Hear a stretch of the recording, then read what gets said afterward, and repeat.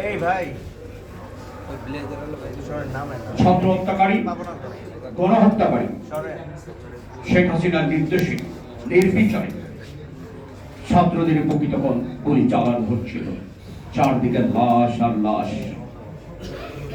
ছোট ছোট বাচ্চাগুলো দাবি নিয়ে এসেছিল কথা বলার জন্য রাজপথে। কথা তো বললো না, নির্বিচারে গুলি চালালো। আমরা দেখলাম স্কুল কলেজ বিশ্ববিদ্যালয়ের সে ডেস্করা ছাত্রগুলো দেহ রক্তাক্ত হয়ে গেল। গুলি বুকের পাঁজর বের করে পিঠ দিয়ে বের হয়ে গেল। আমরা দেখলাম রাস্তার মধ্যে সারি সারি লাশ, শিশুদের লাশ, আমাদের সন্তানদের লাশ। আমরা দেখলাম পিছলা কালো রাস্তা যেন লালে লাল হয়ে যাচ্ছিল, ভেসে যাচ্ছিল রক্তের স্রোত। তারপরে বাস্তব সবাই দেখেছেন। আমরা দেখলাম ছোট ছোট সে বাচ্চাগুলো যারা আগামী দিনে বাংলাদেশ বিনির্মাণে ভূমিকা রাখার কথা ছিল, বাংলাদেশের হয়তো রাষ্ট্রনায়ক হতেন, সেই শিশুদেরকে নির্বিচারে গুলি করা হলো।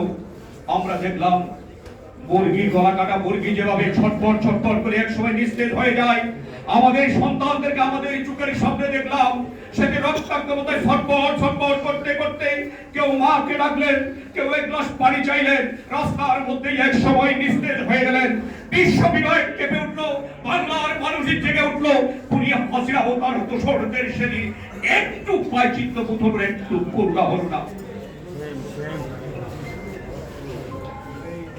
ভুলে গেলে চলবে না, ৭১-এর পরে এমন নির্মমতা বাংলাদেশের ইতিহাসে আর কখনো আসেনি। আজকে যখন খুনিদের পক্ষে বিবৃতি দেন, কেউ কেউ অবাক লাগে, বিস্ময় লাগে, তোমাদের বিরক্ত আমায় আমি ঘৃণা করি। এরা হলো বুদ্ধি প্রতিবন্ধী, এদেরকে আমি বুদ্ধিজীবী বলতে চাই না। এই বুদ্ধিজীবীরা বাংলার ইন্ডিয়াতে বৃষ্টি পরে বাংলায় সাদা করে, ওই বুদ্ধিজীবী আমার দরকারে আমি দেশপ্রেমিক একজন সাধারণ নাগরিক চাই।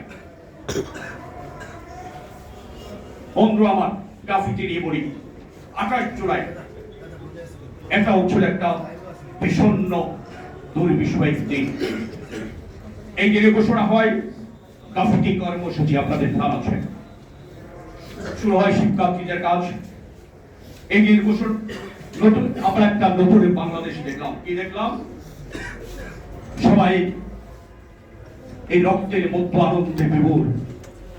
ছাত্ররা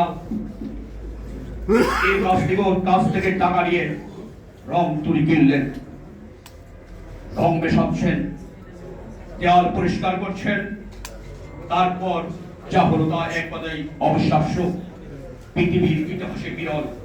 কয়েকদিন ধরে দেশের দেয়াল জুড়ে স্কুল কলেজের বিশ্ববিদ্যালয়ের শিক্ষার্থীরা আঁকতে থাকলেন গ্রাফিতি।